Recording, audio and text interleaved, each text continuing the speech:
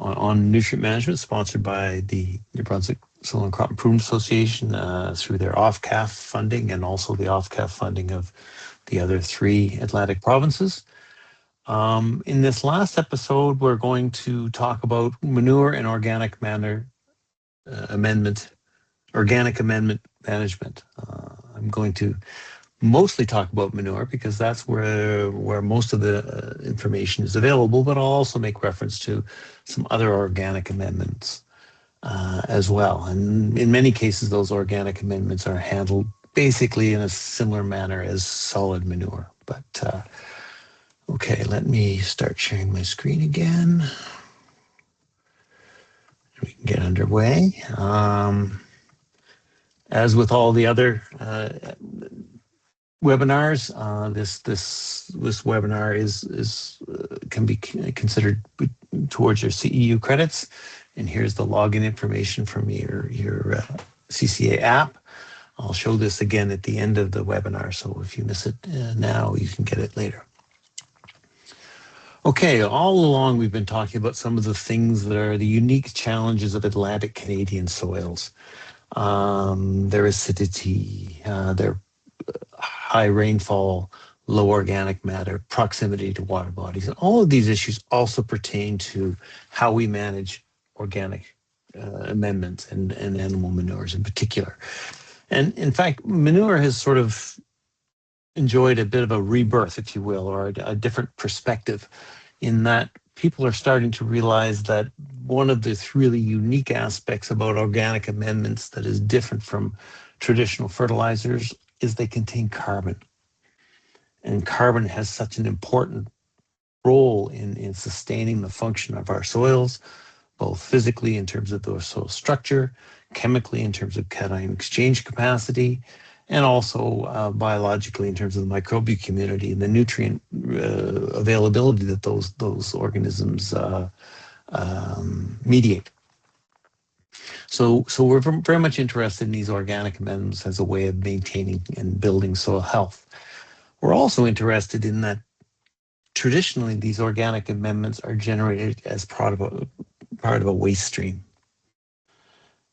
And to the extent to which we can transform that concept of a waste stream into a resource stream through using what we often refer to as the other 4 R's, to reduce, recycle, reuse, and recover,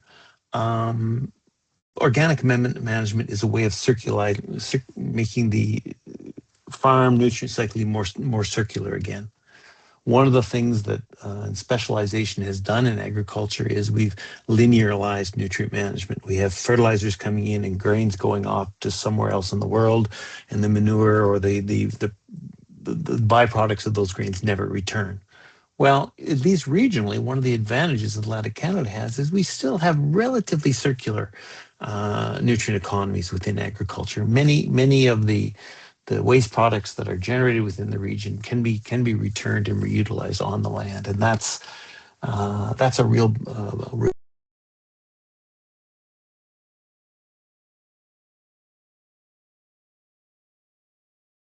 Sorry, David, you just got muted there, just for a few seconds. Oh, sorry. Yeah, I heard it go beep. So yeah, so we're understanding that these wastes are not wastes at all, but they're resources that gain tremendous value, and we actually have some access, at least, to that in the Atlantic region. So they help to build soil health, promoting diverse microbial communities and the functions. They can help to manage soil pH, what we talked about earlier in this series. They are local nutrient sources, so they can reduce our reliance on external nutrient inputs. And particularly now, as a result of what's happening in the global economy and the price shocks in fertilizer, being able to reduce that financial risk by reducing the need for external inputs is a good market opportunity, or a good profit sustaining opportunity. And again, it helps recycle those nutrients. And so I always like to say that organic amendments are the superior nutrient source, not the ones we should say, oh, well, I guess we have to get rid of those. No, we should be thinking first about how we can utilize them, and largely because they do contain soil carbon, and that's so important. So what are the things I want to talk about today? Well, what are some of the common sources of organic amendments in Atlantic Canada? Their typical composition, their availability in terms of nutrient sources, some of the best management practices we can use to optimize that availability, and then just a little brief mention of the fact that what are some of the regulatory issues, because that's one of the other things that's unique about these organic amendments. There's often a regulatory regime that they have to comply to that is a bit different than what we would experience with a commercial fertilizer.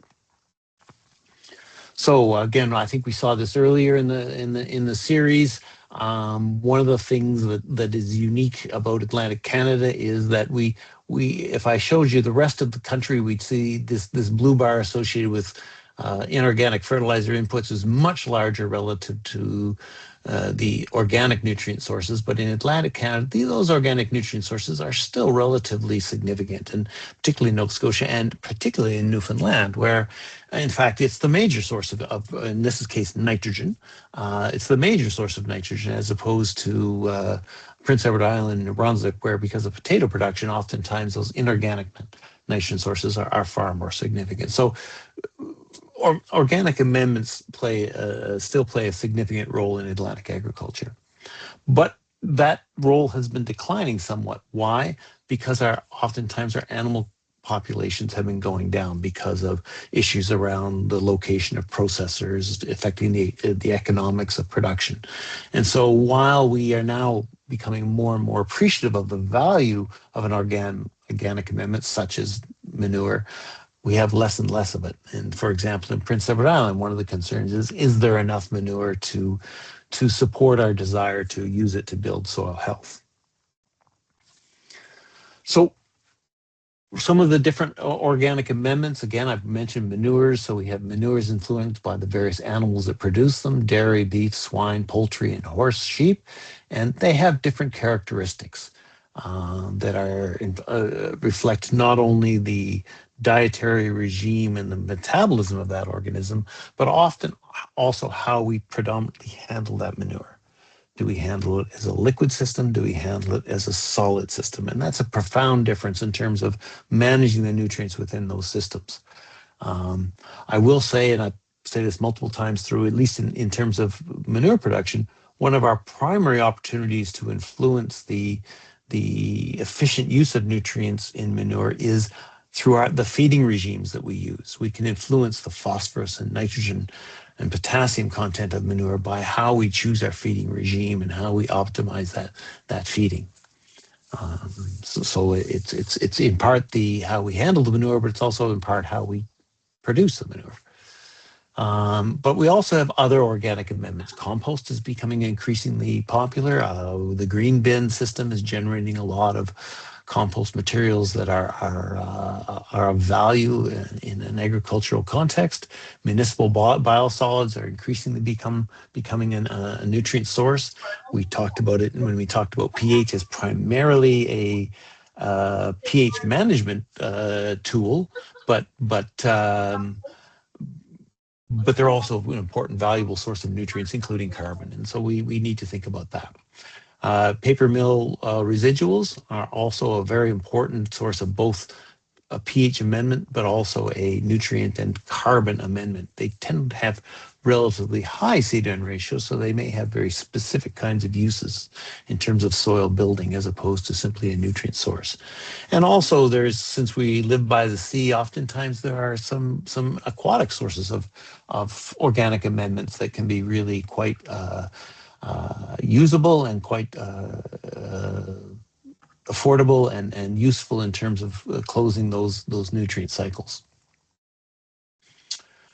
So those are some of the common sources. What are their typical compositions? Because that's the other real challenge with these organic amendments is they can vary dramatically in terms of their composition, and that composition isn't written on the bag necessarily as it would be with a synthetic nutrient source.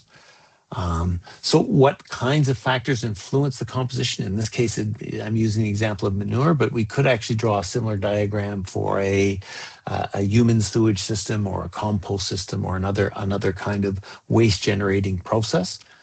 So what we put in the cow or the pig or the chicken influences what comes out of that animal. So both in terms of our dietary regime, but also once it comes out, there's a lot of decisions we make in terms of how we handle that manure that influence its nutrient composition and its nutrient availability. In particular, do we keep the feces and urine together? And how are they stored? Are they stored anaerobically or aerobically? Do we add bedding, high carbon bedding, which causes the transformation of those nutrients often into organic forms as opposed to them remaining in inorganic forms? And also, what other kinds of things do we add? Are there foot baths that we use that we just dump in the manure lagoon because that's convenient? Well, that can often increase the copper and zinc concentration of that manures. In some cases, that can become an area of concern.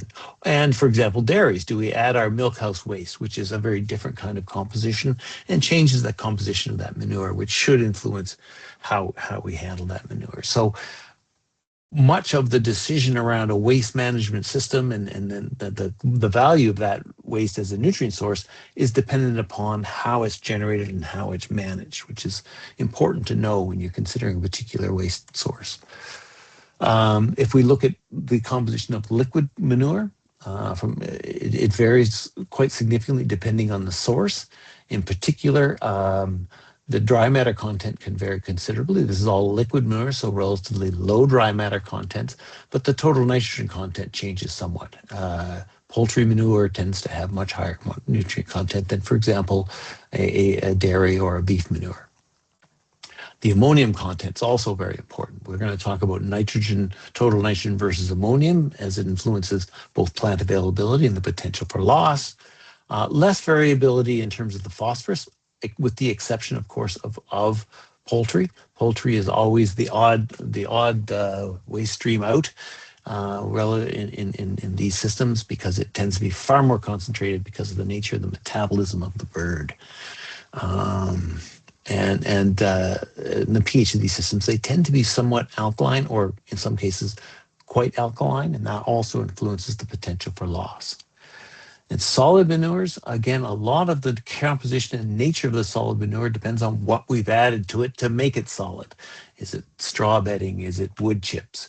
Or is it some other sort of high C-to-N ratio material? So the whole concept of adding that bedding is to absorb the water, but by adding carbon, it also means the microbial activity is to convert those inorganic forms of nutrients into organic forms of nutrients, which can be retained in the manure to a much greater extent. So there's a much lower potential for loss, but there's also the availability of those nutrients to the plants is much slower, and therefore it's much more difficult to assess and account for in our nutrient management planning, particularly in the year of application. But you see, again, we can see some rather dramatic differences. So again, poultry seems to be the one that is always the outlier.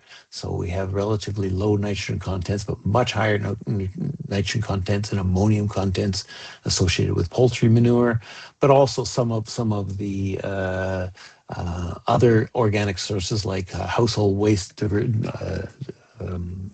have very high nitrogen content. Biosolids can have very high nitrogen contents as well. Again, reflecting in part the source and what is the metabolism of the organism that's generating that waste. So one of the important messages here is, as we're evaluating a particular organic amendment, we need to get an analysis to understand the nature of that organic amendment and how that influences our decisions as to how much nutrient supply we can count on, how much we want to apply, and how it should be effectively managed. We have a lot of new resources within the region that I want to give a shout out to Prince Edward Island. They've been doing very good work on revising the manure guidelines and generating some more current data on the composition of manure. This is a manure nutrient analysis report that they generated a few years ago based on sampling 83 different farms, where they collected 10 samples in each farm and analyzed them and report the composition of those manures. And that's a really excellent report. I'll be reporting some of that data here today. Here's an example of the table that comes from that report, and it reports the dry matter content, the variation, again, poultry being the outlier here, the C to N ratio, poultry having a very narrow C to N ratio because it's very rich in nitrogen, high nitrogen content, high organic N content, and also high P and K content, right? And in terms of liquid manures, um, of some variation in the nitrogen content as well, whether it be swine or dairy. Sorry, the C-10 ratio, and here the nitrogen content of swine is a much higher uh, um, total ammonium content here, and but a much lower organic nitrogen content. And we're going to make a very broad generalization that liquid manures tend to have more ammonium. Solid manures tend to have more organic nitrogen because of that addition of the carbon immobilizing that ammonium. Here's some data from Ontario that I've used to try to give you a sense of how the composition, nutrient composition changes as a function of dry matter. So liquid manures tend to have lower nutrient composition than do solid manures on a percentage basis. And this is reflected here, total nitrogen increasing as the solid the amount of dry matter increases. In part, that's because of the greater retention of those nutrients because there's lower losses. And if we look at the total nitrogen versus ammonium, we see that ammonium is relatively stable across that. It's just there's more and more of more and more nitrogen is retained in the solid fraction. And part of that is also due to the water content. Water's heavy. So when we have a lot of water, that's diluting the nutrient sources, whereas in the solid manure, where that water has either been evaporated or absorbed, such that it's less a component of the manure source. So this is for beef manure. We can see the same thing for dairy manure, even more extreme differences in the total nitrogen versus ammonium content. Also note that dairy manure has much higher potassium than phosphorus. And this is swine manure. Again, I'm not really thinking you're going to memorize these differences, but it's simply the point is that there are differences, and think about the organic amendment source that you're using and get some characterization of what its characteristics are and how that influences your management. Okay, let's talk about the availability of these nutrients because they can vary dramatically in terms of their availability. I'm going to focus mostly on nitrogen because it's the one that's the special case. As we've seen in the week we talked about nitrogen, one of the real challenges about nitrogen is since it's such a biologically active molecule, the composition of the compounds that contain the nitrogen very much influence the rate at which they become available to the plant. And so in particular, if we look at the total manure, a portion of the nitrogen that's excreted by the animal comes out as urine, and a portion comes out as feces. And that these are wide ranges that vary from species to species. Now, of this urine, most of that is very simple urea, which is rapidly converted to ammonium and rapidly becomes ammonium in the manure and is readily available to the plant. So this is the fraction that is most readily plant available, whereas the feces is mostly organic nitrogen. It slowly mineralizes over time. And some will be mineralized in the first year, but some will also be mineralized in future years. And that's part of our calculation in terms of the end supplying capacity of these organic amendments, how much of the organic nitrogen is mineralized during year 1, 2, 3, and 4. The total available is mostly, in the first year, is mostly associated with rapidly mineralized and rapidly available fraction, and this other fraction has only slowly become available over time. This is a table from the University of Nebraska, which basically presents the same sort of concept, but it gives it a little bit more detail relating to how we've handled those fractions upon land application. And one of the things about the fact that urine contains all this ammonium is that it has a high potential for loss. And here we're looking at ammonium volatilization loss. If we incorporate the manure immediately, there's relatively little loss, but the longer we leave it on the soil surface unincorporated, the much greater loss there can be. And that can be a really significant component of the total nitrogen content of that manure. So how we're managing it is influencing how much nitrogen becomes available to the plant.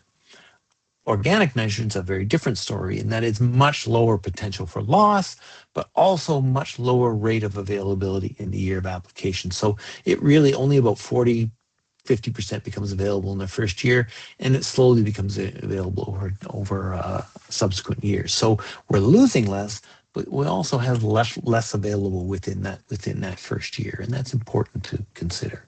And so here's a little chart of the first year plant available nitrogen by amendment type, and you can see liquid swine manure. Almost 80% of it is immediately available. Why? It's a liquid manure. It's capturing that urine. It's mostly ammonium, and therefore that's really highly plant available. Notice they're saying liquid swine manure injected. So it's assuming we've put that right in the soil, so we have not encountered a lot of ammonia loss. If we as we go up in these other sources, we're not necessarily incorporating it right away. We're incorporating with a day or two. Here, dairy liquid manure, broadcast no incorporation, only 38% is available because so much of it has been lost as a result of ammonia volatilization. These other amendments, they're only a portion has become available not because of ammonia volatilization, but because they're mostly contained in complex organic compounds that only slowly mineralize. Storage type has a really important role in determining how much nitrogen is being retained. Again, mostly thinking about liquid storages here. If we have an open liquid manure storage, there's an opportunity for ammonia to be lost from the surface. If the storage is shallow and wide, there's more surface area, more potential for ammonia loss, because also these liquid manure storages are usually quite alkaline. And you'll remember back to the nitrogen section, we said when we have alkaline conditions, that's when most of the ammonium is as ammonia, and there's the higher potential for loss. If we can cover that storage, we're reducing the exposure to the atmosphere. We can dramatically reduce the ammonia loss. And so here in open earthen, if we inject an open earthen, about 60% of that nitrogen is retained. If it's a storage where we've actually had a cover, 80% is retained. Okay, so reducing exposure to the atmosphere either in storage, during land application, retains that ammonium fraction.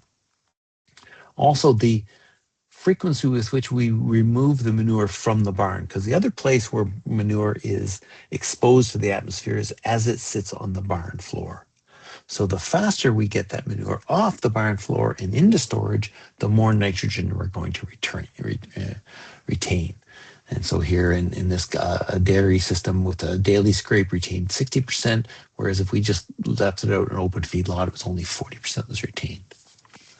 And so what are some of the practical implications?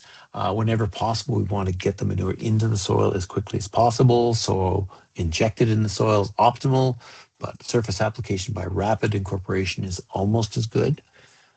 Cover the storages whenever possible to reduce exposure to the atmosphere.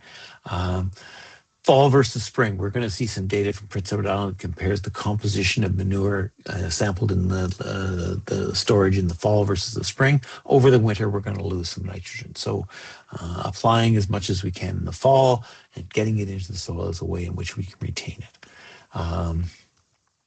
Forage top dress, we can't always inject into forage systems, although I have seen some work where they are trying ways of injecting into forage systems that are minimally disturb the plants in a minimal fashion. But we do lose a fair amount of ammonium, but the growing crop canopy can recover some of that. So it's not a total loss, it's a small loss. Now, I'm talking mostly about nitrogen because it's the one that is most variable and is most influenced by management, but we also need to know a few things about phosphorus and potassium. And really, in the end, phosphorus and potassium in manure or in an organic amendment is much like a fertilizer source. phosphorus and potassium. So in many cases, we're simply giving it a credit equivalent to or nearly equivalent to the fertilizer. And we're not necessarily accounting for so much availability in subsequent years, simply because much of it is already plant available. So so about 60 to 80%, 85% of the P is available, and 80 to 90% of the potassium is available. Remember, with phosphorus, the form of phosphorus affects its solubility, can very much influence its plant availability, whereas with potassium, it's simply a cation, so there's very little that's actually impeding its availability. So much more of it is immediately plant available. So phosphorus in manure behaves much like fertilizer phosphorus. The one exception is many times when we're applying a manure, it isn't necessarily solely as a nutrient source. It can also be as a disposal process to get rid or empty the lagoon and get it out of the land base. So one of the concerns we have around, particularly around phosphorus, is that repeated applications on the same land can cause phosphorus to accumulate. And when I talked about phosphorus, I talked about phosphorus drawdown. Well, some of the soils where we have our greatest accumulation of phosphorus and phosphorus issues around soil erosion and whatnot are on soils that have repeatedly received manure year after year. And that can become an issue. So in the year of application, use the manure analysis and consider that essentially are almost equivalent to the fertilizer sources, 60% of P, 80% for K, and subtract these credits directly. In future years, you can either assign some sort of minimal carryover factor, 10% in years 2 and 3, or even better, rely on soil testing. Because in subsequent years, your soil test will actually reflect how much P and K is present from the previous manure application. So we're going back to this concept of sufficiency soil testing to say how much P and K do I actually need, as opposed to relying upon some sort of storage concept.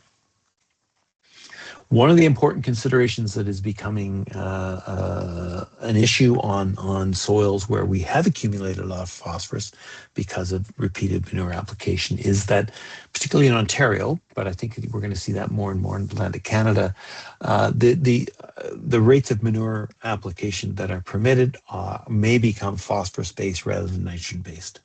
If we have too high a phosphorus level, we can't simply apply sufficient manure to meet our nitrogen demands, because oftentimes that manure contains more phosphorus than nitrogen in terms of plant availability. And so that can become somewhat of an issue. So when we are in a situation where our phosphorus is not too high, we often will choose a manure rate that is 75% of crop end demand and balance that with a nitrogen fertilizer, often a starter fertilizer, to ensure we get a good start for that crop.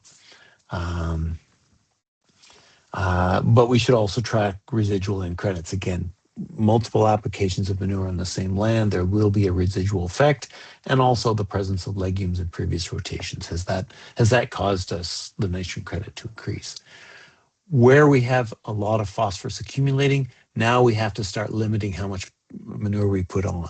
In fact, I think we usually have a proviso that you can still apply sufficient phosphorus to match crop removal, but not excess.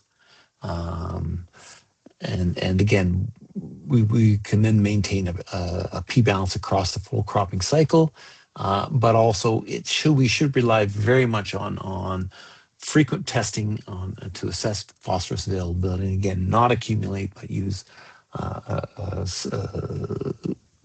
sufficiency type approach.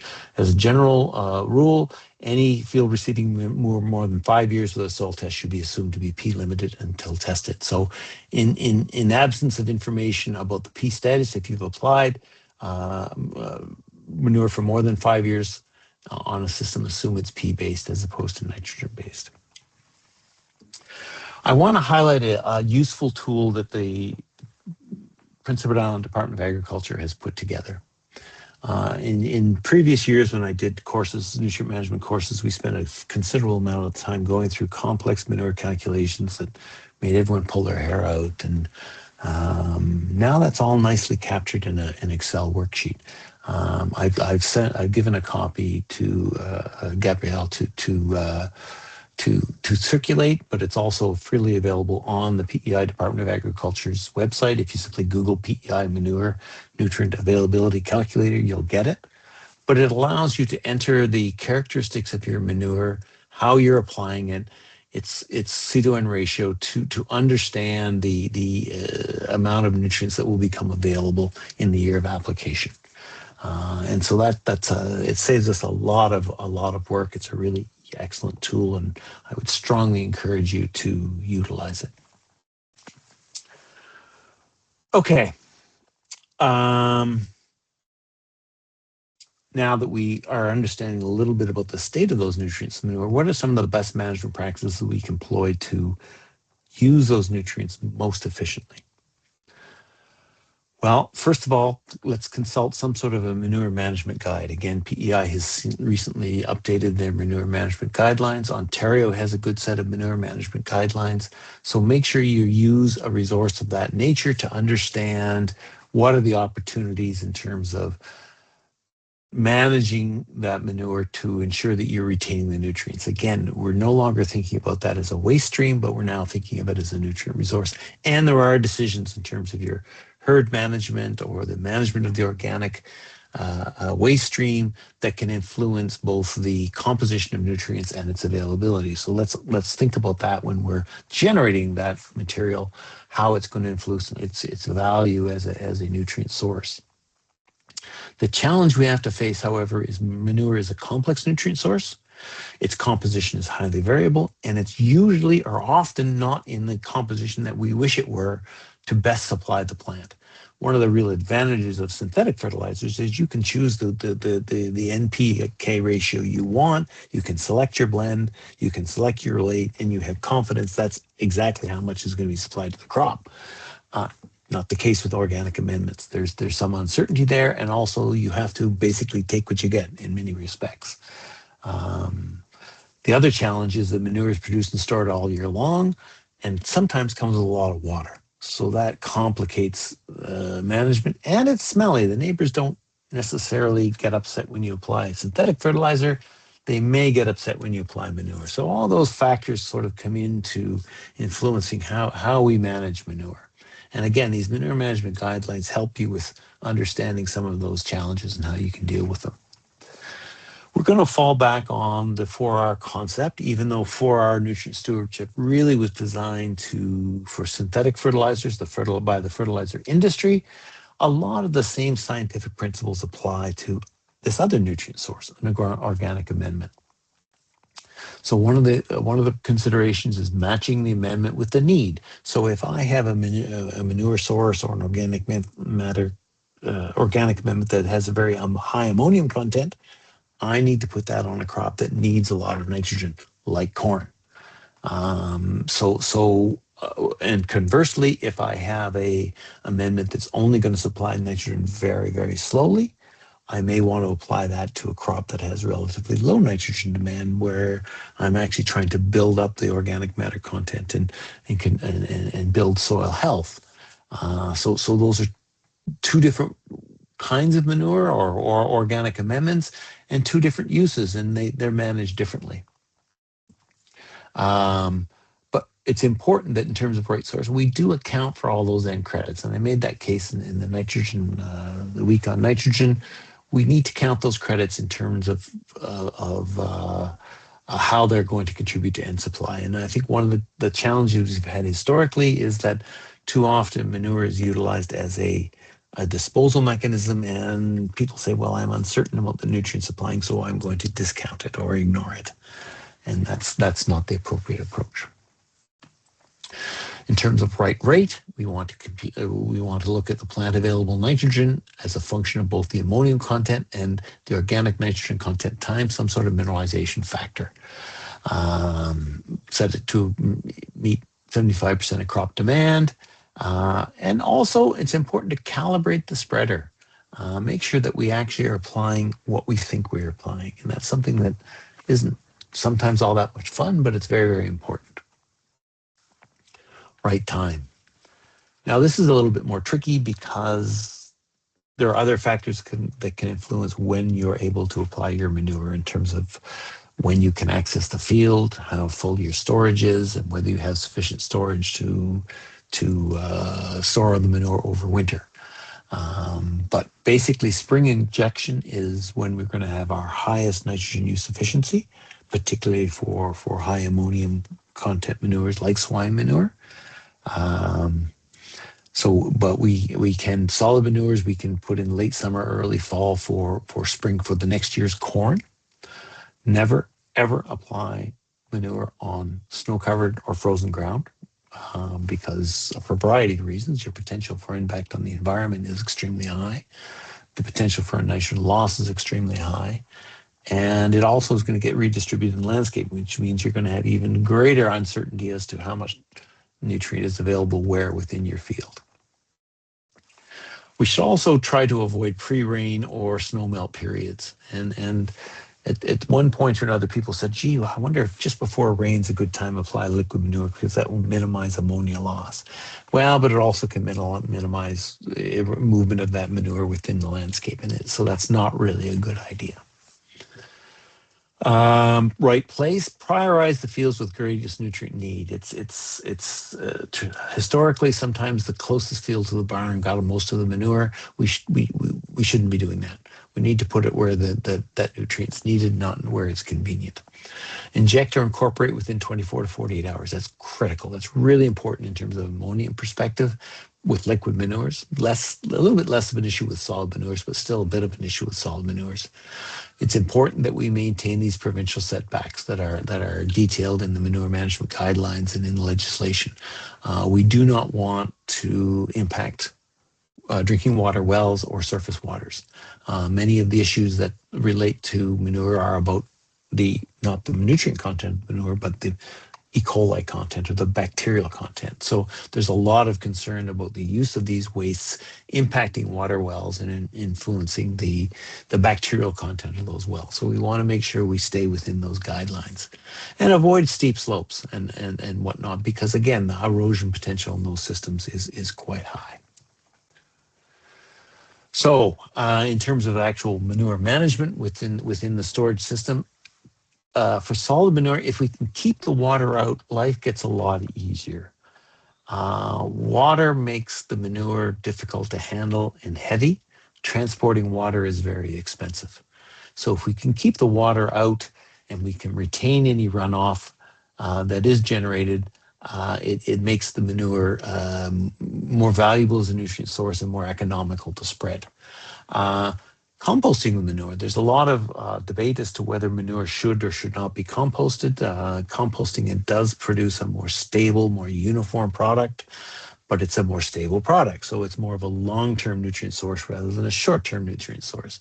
Some people think you should simply put that manure in the ground and let that composting occur in the soil, so it's actually building soil structure. So I guess I'm a little bit in favor of the composting approach because I think it makes it a more homogeneous and more uniform and more predictable nutrient source, if a slower nutrient source. Liquid manure, again, keep the rainwater out. Much of the expense associated with applying liquid manure is you're basically hauling water around. So if you can use a covered lagoon cover to keep the rainwater separate from the manure and pump away the rainwater and before you empty your manure lagoon, that's important. Whether you have concrete or earthen lagoons, that's also consideration in terms of the geometry of that lagoon. Is it a tall, thin manure storage such that there's little surface area, or is it a relatively shallow storage which has a very large surface area? That will affect the potential for ammonia loss. We could also talk about methane emissions and greenhouse gas emissions from manure. That's a separate discussion, but one that's increasingly being discussed.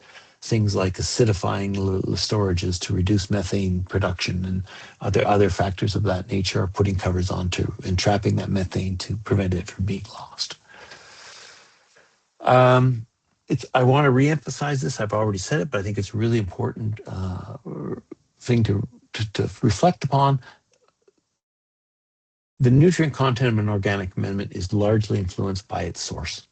In domestic sources, one of the concerns we have is about the presence of heavy metals or pharmaceuticals or other contaminants. The best way to ensure that's not an issue is don't put them in the source. So a lot of pressure to try to reduce the disposal of those things in domestic sewage systems. There is also an effort within the processing side of the sewage industry to ensure that those materials are removed or degraded before they're on land application. Again, ensure that the biosolid source that you're utilizing has been certified as being free of some of those materials of concern. Again, in Nova Scotia, that's a requirement for the certification of the application of this material onto agricultural lands. In manure, feeding strategy is really critical. If the animals are incredibly inefficient with respect to most of the nutrients we're interested in, nitrogen, phosphorus, potassium, as much as 80% simply goes through the animal. So if we can ensure that we're doing proper nutrient balancing so we're as efficient as possible, that's reducing the amount of nutrient that gets into the manure and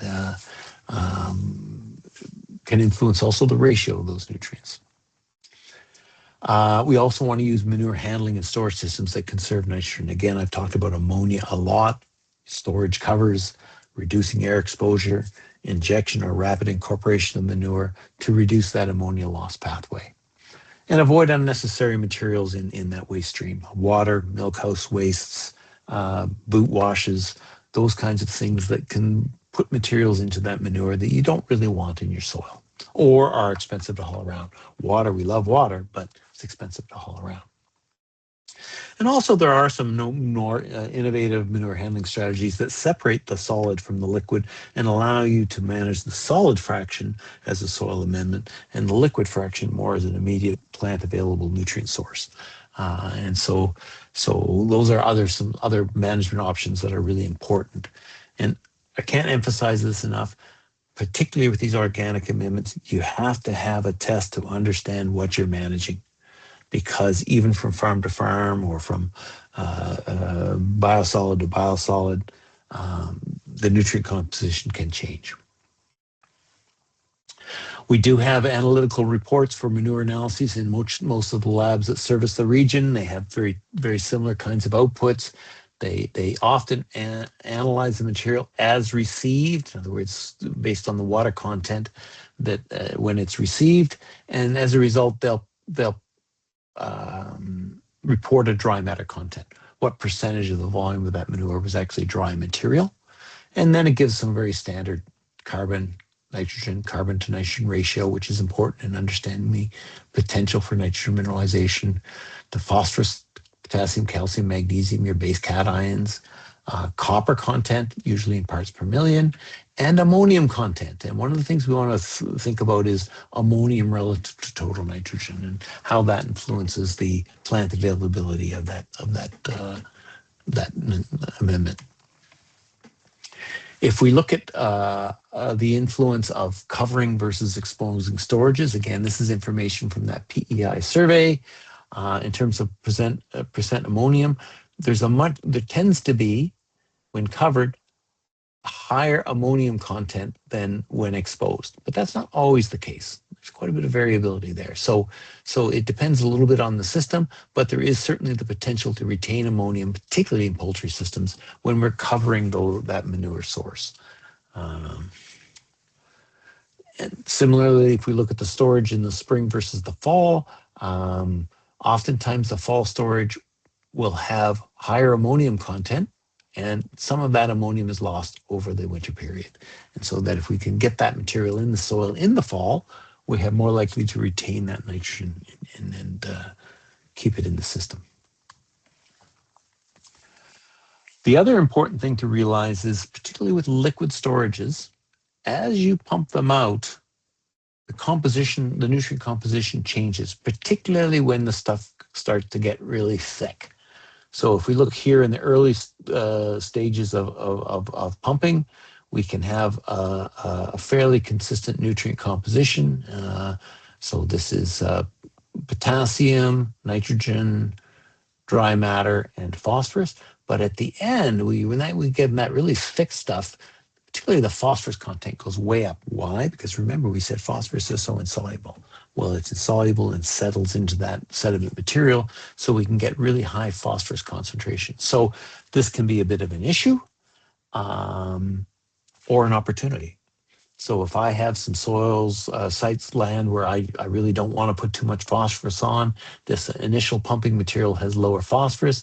If I've got some sites that need more phosphorus, maybe that sludge materials can go on those sites. So there's some opportunity to take advantage of how you understand how that's distributed in unagitated storage.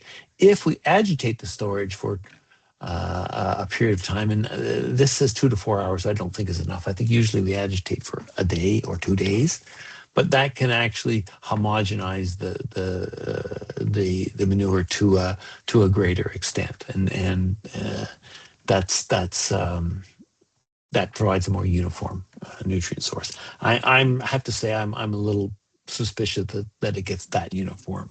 That seems a little too uniform to me, but there you go. In land application, the same principle applies. The less contact with the air we can get, the better. Increasingly, we're seeing injection systems, which can work with tankers or drag hoses that get that manure directly into the soil to preserve the ammonium, also reducing the odor. I used to be a prof at the University of Manitoba, and there was one of the counties where they had a lot of swine manure, and there was getting constant complaints about more manure application, and the farmers were constantly having to deal with the rural community until they started injecting the manure. And as soon as they started injecting the manure, the complaints disappeared. No one even knew what they were doing. And so this is a really good, effective way of reducing that odor issue, but also retaining ammonium. Even if we're not injecting, the lower the application is to the ground, the less contact with the air, the less potential for both ammonium and odor loss. Placement is the single best lever on reducing ammonia loss. Full injection is the best. Surface broadcast within no incorporation is the worst. And so the faster you can do it, the more ammonium the less ammonia you're going to lose, therefore the more ammonium you're going to retain. So the other thing we need to do is make sure we're actually accounting for manure in our nutrient management plan on a field-by-field basis. We're accounting for residual N from previous manure and previous legume credits. In some cases, it has to be signed off by a registered agrologist. And sometimes it's required as part of a production system.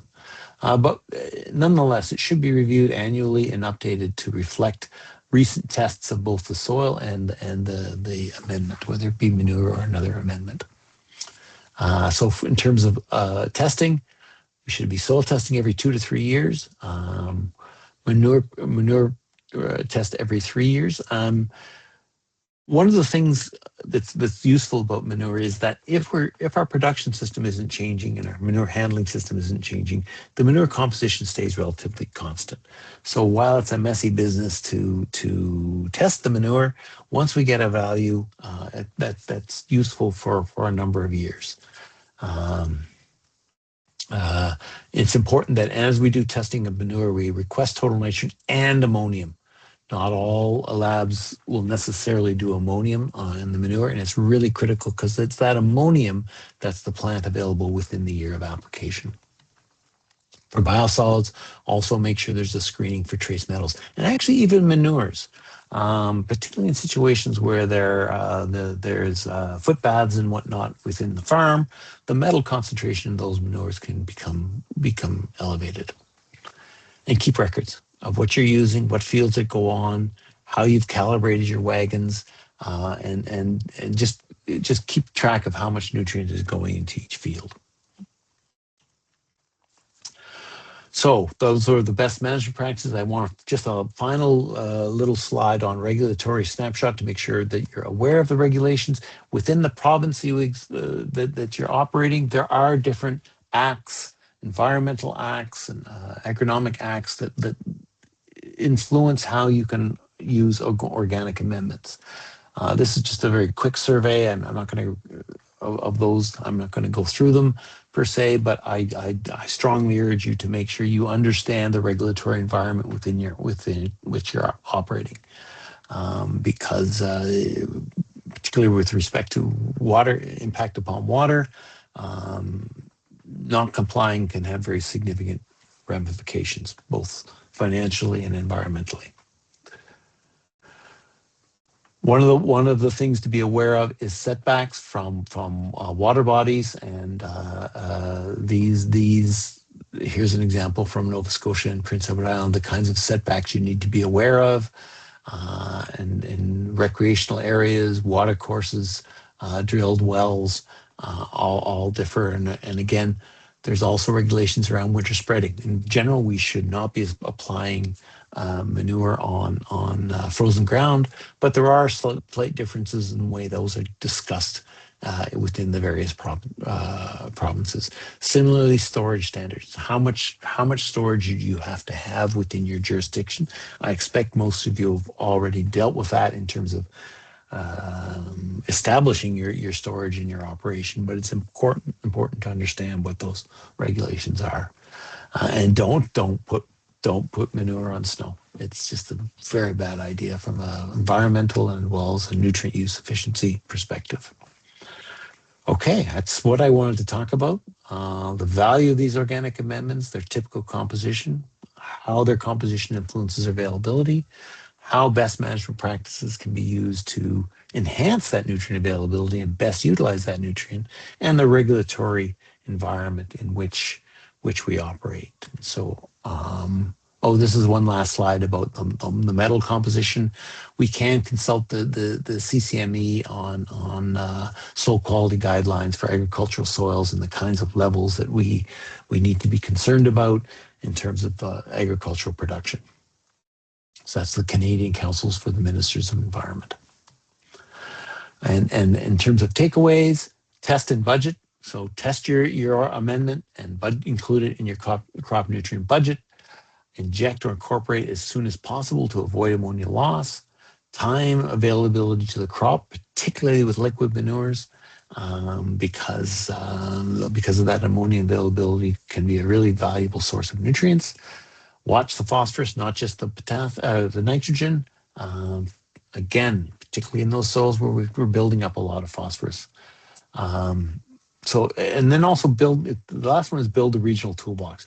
Be aware of the various organic nutrient sources that occur within your area and use them as effectively as you can. Because again, part of agriculture is increasingly becoming the receiver of a lot of these nutrient sources.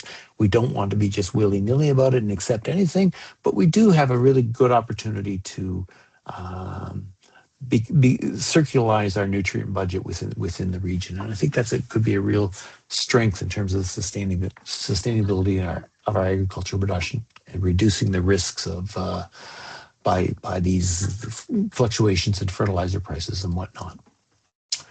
So I'll end there. I'll leave this up. Whoops, what's this? There we go. We shall try to leave it up. Yeah, there we go. So you can record that, get that, and I'll ask if there's any questions.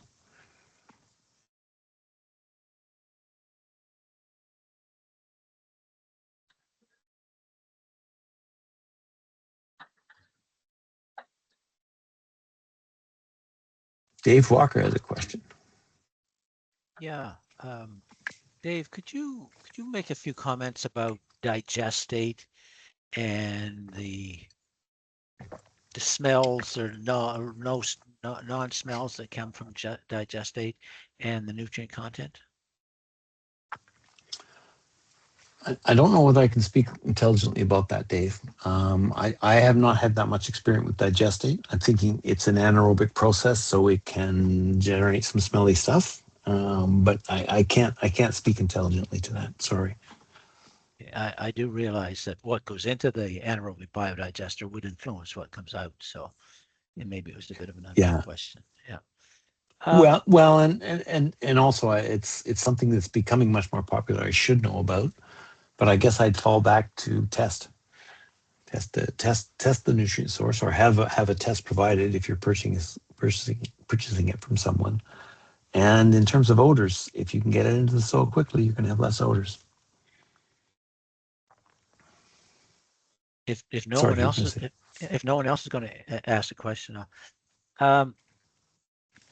the odors from livestock manure, some are a lot more offensive than others. Could you tell me about some of the compounds that are in that? And we know there's ammonia, but are there sulfur compounds, or what are the ones that are really offensive that are there? So a lot of them are things like trimethylamine. So there's a lot of amino group type compounds that are very, very stinky. But you're right, a lot of them are sulfur-based compounds like hydrogen sulfide. But I think the ones that often are most really snap your head around are the trimethylamines and whatnot. And they form, again, most of these compounds are formed under anaerobic conditions. So that's why oftentimes solid manure is not, while it's stinky, it's not quite as shockingly stinky as some of the liquid manure sources. And particularly if you've got a lagoon where the manure has been there for some time and you're mixing it up once a year or something like that, there's been a lot of time for those kinds of compounds to form. So I think that's when you can get some particularly stinky manure, but it all is also species dependent. I've worked in dairy, swine, and horse and poultry systems, and swine and poultry are very special manures.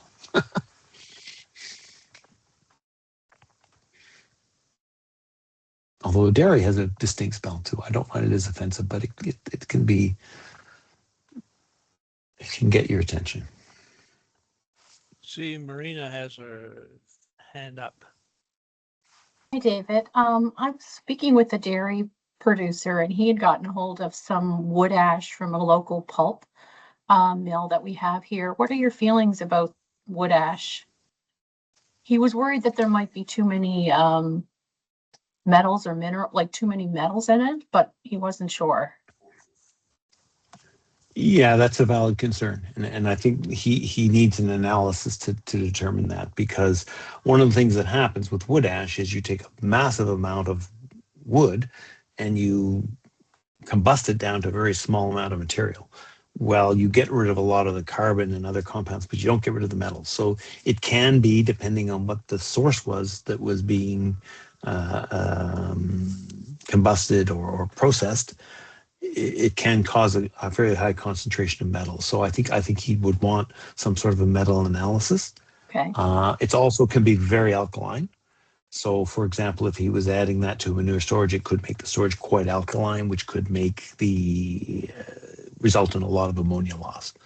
So I think how he manages that is he or she manages that is kind of critical. I think maybe the wood ash probably would be better to manage separately from the manure.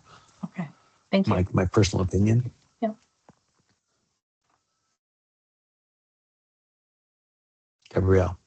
Hi, David. I'm wondering if you can comment on just thinking of heavy metals. A lot of farmers are concerned about heavy metals in biosolids, but I was looking at a graph not too long ago showing that actually chicken manure, I'm not sure if it was broiler or layer, but it was showing that they had higher heavy metal levels than biosolids. So I was just wondering if you could talk about maybe some different sources and where you might want to keep an eye out for that. Are there extra tests we need to do when sampling? Things like that. What goes in comes out. So oftentimes when we see metal concentrations in animal manures, it's because of either the feeding regime or something that's happening in the barn, like the boot wash stations or something like that. So I think there are metal additives that are sometimes added to various feed sources to enhance digestion or deal with disease, or like copper, I think, is often being used in place of some antibiotics and whatnot. So the first place would be to look at, are there metals being added to the feed source? But again, the fallback is analyze the manure.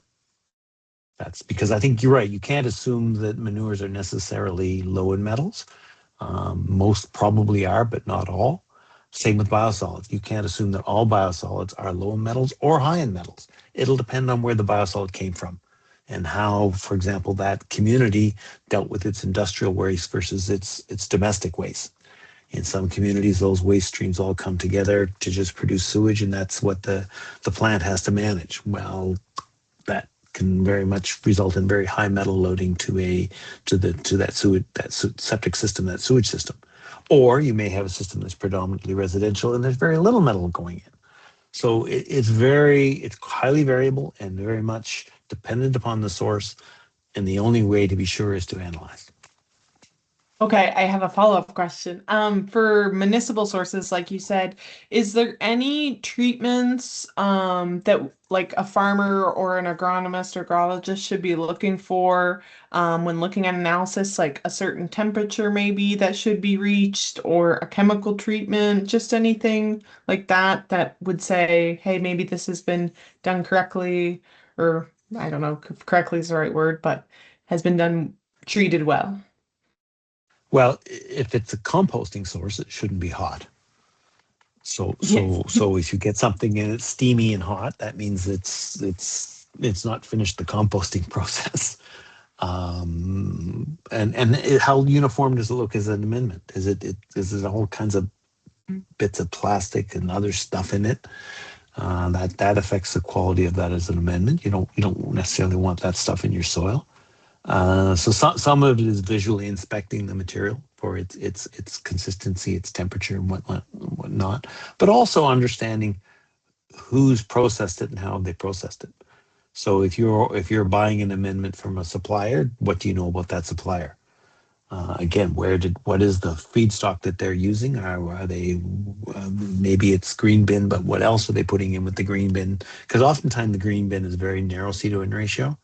So oftentimes you need some other higher carbon source. Maybe it's leaves, maybe it's wood chips. And so where do those wood chips come from? So I think increasingly what we're going to be demanding of our organic amendment suppliers is they understand that this amendment has value, but that means they have to actually document its characteristics such that the producer can understand how that informs their management. Okay, thank you.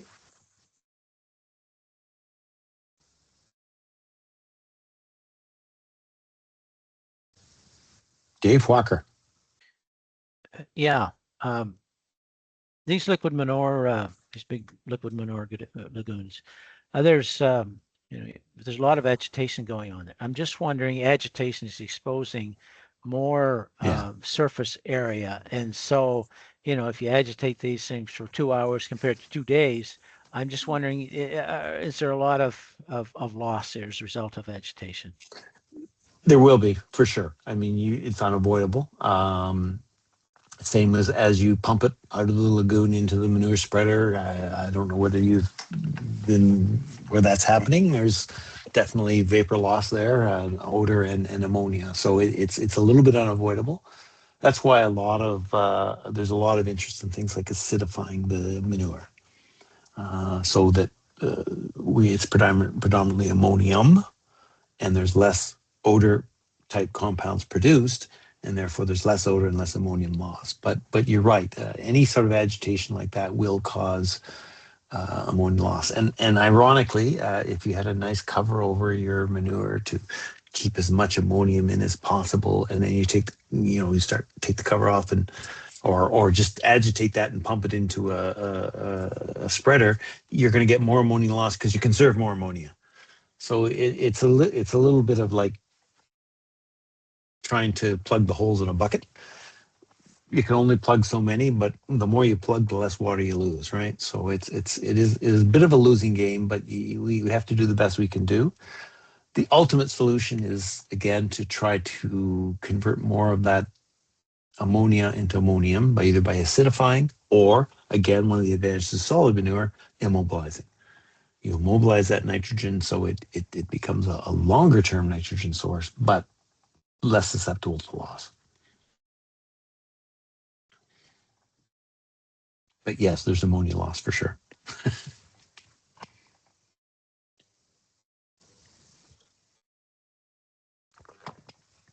Well, Dr. Burton, I don't see any more questions being asked, and I don't see any more hands raised up, but I want to congratulate you on your fine series of events, and on behalf of my Atlantic Regional Cooperators, we all appreciate your effort and your time, and obviously you were a professor. I'm not sure if that's a compliment or not, but thank you. I've enjoyed doing it. It's always fun to get this information out, and so thank you for the opportunity. Fair enough. Take care. Okay, take care. Thanks, David.